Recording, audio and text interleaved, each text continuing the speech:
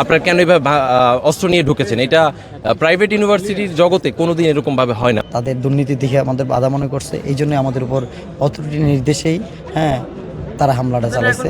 যে সকল ব্যক্তি নিয়োগ বাণিজ্যের সাথে জড়িত তাদের বিরুদ্ধে কঠোর ব্যবস্থা গ্রহণ করতে হবে করে আমরা 2 তলায় অবস্থান করেছিলাম বাসায় যাওয়ার উদ্দেশ্যে।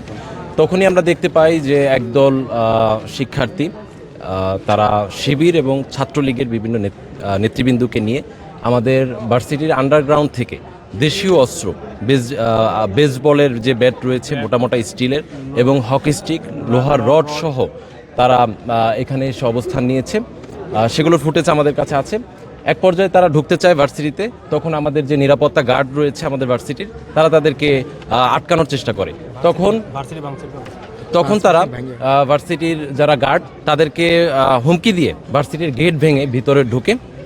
তখন আমরা তাদের সাথে কথা বলার চেষ্টা করি বিনয়ের সাথে, যে আপনারা কেন এইভাবে একটি শান্তিপূর্ণ ক্যাম্পাসে আপনারা কেন এইভাবে অস্ত্র নিয়ে ঢুকেছেন? এটা প্রাইভেট ইউনিভার্সিটির জগতে কোনোদিন এরকমভাবে হয় না। অন্তত আমাদের ইউরোপিয়ান এরকমভাবে সশস্ত্র বাহিনী এভাবে অস্ত্র নিয়ে কোনো দিন ঢুকে নাই। আমরা তাদেরকে বিনয়ের সাথে বলার চেষ্টা করি, আপনারা প্লিজ এইগুলো নিয়ে একটা শান্তিপূর্ণ ক্যাম্পাসে এইভাবে আপনারা উচ্ছৃঙ্খল আচরণ করতে পারেন না। তখন আমাদের উপর তারা হামলা চালায় এবং তারা হামলা কেন চালিয়েছে সেই বিষয়টা আমি বলি। তারা দীর্ঘদিন ধরে বিভিন্ন ধরনের দুর্নীতিতে জড়িত। তারা একটি আধিপত্য বিস্তার করার চেষ্টা করছিল। স্বৈরাচার ছাত্রলীগের নিষিদ্ধ যে সংগঠন সেগুলোর কিছু নেতৃবৃন্দ এবং শিবিরের তারা একটি রাজনৈতিক এজেন্ডাকে বাস্তবায়ন করার লক্ষ্যে ভার্সিটির ভিতরে গুপ্তভাবে বিভিন্ন কাজ করে যাচ্ছে। আমরা সেটার বিপক্ষে অবস্থান নেওয়ার কারণেই আমাদের সে সশস্ত্র হামলা করেছে। আমি গুরুতরভাবে আহত হয়েছি। স্টুডেন্টদের পক্ষে এত টাকার অর্থ বেস বেট নিয়ে আসা আমরা জানি যে স্টুডেন্টদের পক্ষে সম্ভব না। প্রায় লক্ষাধিক টাকার জিনিস নিয়ে তারা এই হামলা চালিয়েছে এবং বলা যায় তাদের একটা আধিপত্য বিস্তার।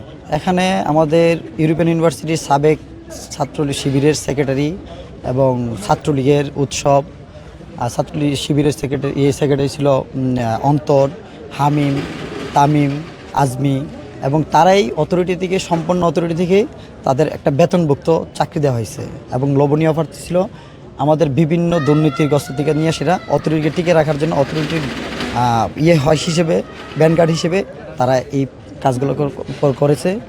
এবং প্রাইভেট ইতিহাসে শুধু ইউরোপের না, প্রাইভেট ইতিহাসের সবচেয়ে ন্যাক্কারজনক একটা হামলা। আসলে যেভাবে আসছে এভাবে আমরা কখনোই কল্পনা করতে পারি নাই যে তারা এইভাবে আমাদের উপর হামলা করবে। আমরা সাধারণ শিক্ষার্থীরা অনেকেই ক্লাস করতেছে। আমাদের ক্লাস চলাকালীন সময় আমরা 2 তলাতে অবস্থান করছিলাম, আমরা ওইদিকে ছিলাম, আপনারা হয়তো ফুটেজগুলো দেখতে পারবেন। এবং তারা এমনভাবে গিয়ে সেরে আমাদের ক্যাম্পাসের অসংখ্য টাকার ক্ষয়ক্ষতি করেছে, ক্যাম্পাস ভাঙচুর করেছে। এবং এই রাজসাক্ষী হিসেবে প্রক্টর স্যার আমাদের মেজর প্রক্টর স্যার আছে, ওনার হিসেবে আমরা বলতে পারি যে ওনার গাড়ি করে আনা হয়েছে এই বেসমেন্টগুলো, একদম নতুন বেসমেন্টগুলো আনা হয়েছে। আমাদের অনেকেরই আহত করা হয়েছে। আমাদের প্রোটেক্ট করার জন্য যা যা সেনাবাহিনী আসছে, প্রশাসন আসছে, এসে আমাদের হেল্প করছে। টানা তৃতীয়বার অর্জন করেছে দেশের সেরা সুপার ব্র্যান্ড স্বীকৃতি বসুন্ধরা টিস্যু। এখানে তারা চাকরি করে, অনেকেরই চাকরি দিয়ে দিছে। এখনও যদি হামলা না চালায় বা ক্যাম্পাস তাদের দখলে না নিতে পারে, দুর্নীতি করতে না পারে, তাহলে তাদের একটা সুদূর প্রসারী একটা পরিকল্পনা আছে। এখান থেকে তাদের একটা কিছু করার প্ল্যান আছে।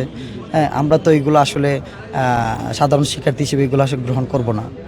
এই যে হামলার প্রতিবাদে আমরা তাদের অথরিটিকে 24 ঘন্টা আলটিমেটাম দেওয়া হচ্ছে আমাদের স্মারকটুকু হিসেবে।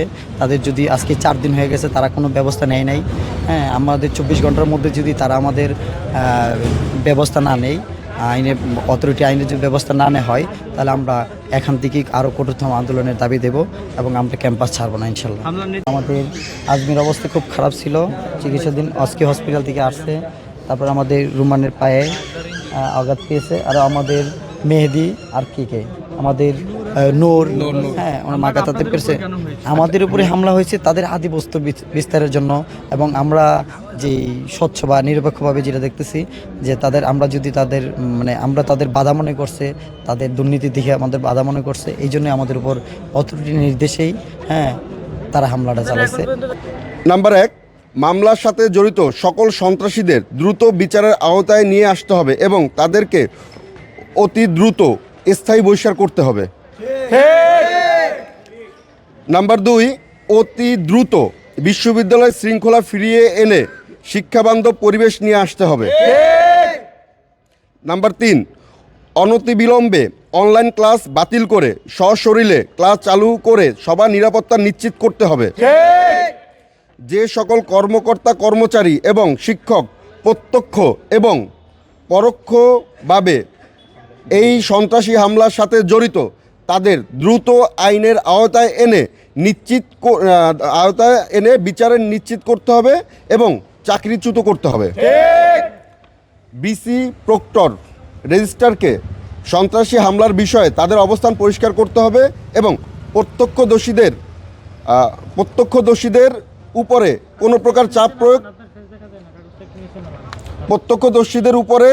প্রকার চাপ প্রয়োগ করা যাবে না এবং তাদের নিরাপত্তা দিতে হবে। যে সকল ব্যক্তি নিয়োগ বাণিজ্যের সাথে জড়িত তাদের বিরুদ্ধে কঠোর ব্যবস্থা গ্রহণ করতে হবে। প্রক্টরের নিরাপত্তার আশ্বাস দেওয়া সত্ত্বেও তার উপস্থিতিতে কিভাবে সন্ত্রাসী হামলার সুযোগ পেল, প্রশাসনকে এই রহস্যজনক নিরাপত্তার পক্ষপাতিত্বের জবাব দিতে হবে। সাধারণ শিক্ষার্থীরা তার বিরুদ্ধে কথা বলার কারণে আমরা হামলার শিকার হয়েছি। আমরা এই ন্যাক্কারজনক হামলা যেমন তীব্র নিন্দা ও প্রতিবাদ জানাই, ঠিক তেমনি এই অন্তরকে অনতিবিলম্বে আইনের আওতায় এনে শাস্তি নিশ্চিত করতে হবে। আর আপনাদের উদ্দেশ্যে আরেকটা কথা আমি এখানে বলতে চাই, এই অন্তর জুলাই আন্দোলনে ছাত্র হত্যার মামলার আসামি। সে কিভাবে এখন আবার আমাদের সাধারণ শিক্ষার্থীদের উপরে হামলা করার সাহস পায়? কেন সাহস পায়? একমাত্র তখনকার এই যে হামলার বিচার, ছাত্র হত্যার মামলার বিচার না হওয়ার কারণে সে আবার প্রশ্রয় পাচ্ছে এবং সে ওই সাহস নিয়েই আমাদের উপর আবার আক্রমণ করতেছে।